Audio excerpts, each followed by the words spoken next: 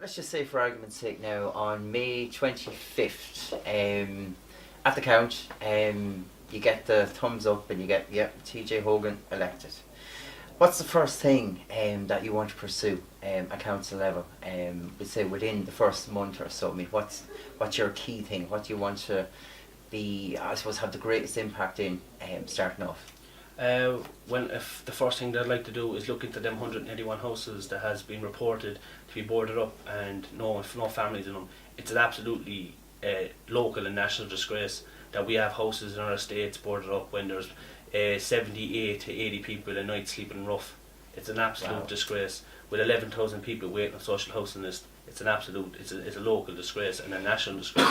And the government that's in there at the moment, regardless of cross party, should actually hang their heads in shame for the last term, because that is a figure to me that turns my stomach, because why are we leaving boarded up houses that public taxpayers' money is being paid for to protect them, rather than putting people in them? It makes no sense. Yeah, it does raise a lot of questions.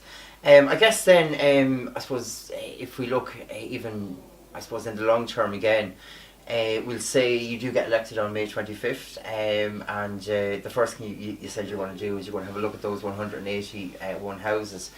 I suppose at the end of the political cycle, I mean maybe in 5 or 6 years when if there's another local election, I mean, what would be the one thing that you would be, I suppose, that you'd like to be able to look back on and say, yeah, that's why I ran and I was able to change that?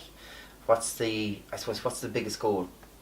The biggest goal is to be able to walk down Parson Street and not see someone at a doorway, but also to go into a community centre where we have young people coming through youth services that are getting the right support, but also that mental health is something that we're open about, but also is resourced properly, so it doesn't take any more lives within Cork area and nationally as well, because it's actually becoming an academic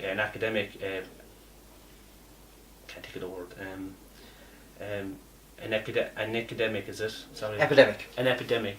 So it's after becoming an epidemic in terms of mental health with people and the lives that it's taking. But what suicide just doesn't take the life of one person.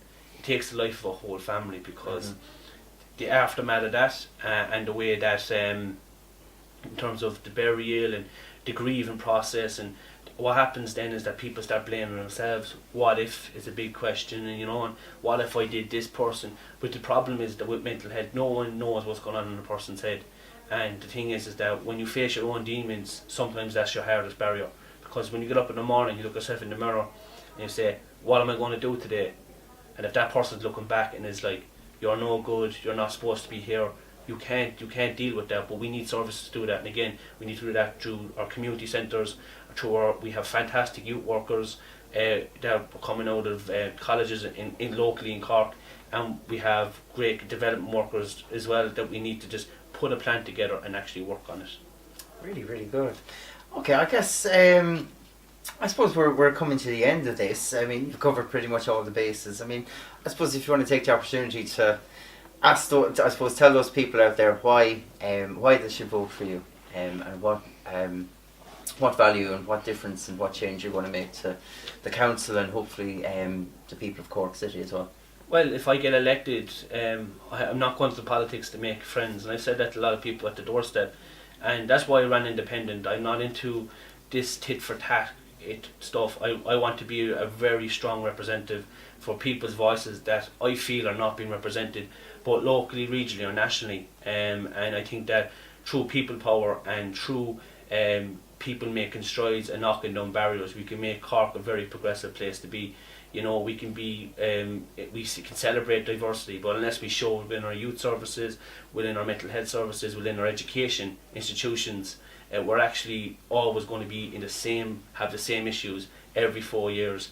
And not to forget, we have general elections which might be coming down the track fairly soon as well, and it's something that we should be focusing on our political, because the politicians unfortunately have so much power in this country when it comes to how people are living, and it's not right. And if people's voices are not being represented in Cork chambers or in chambers in the county, then we're literally at a loss all the time, you know. So if I got elected, I'd be a really strong voice, and I will work very, very hard to change that culture of not be listened to and not having a voice.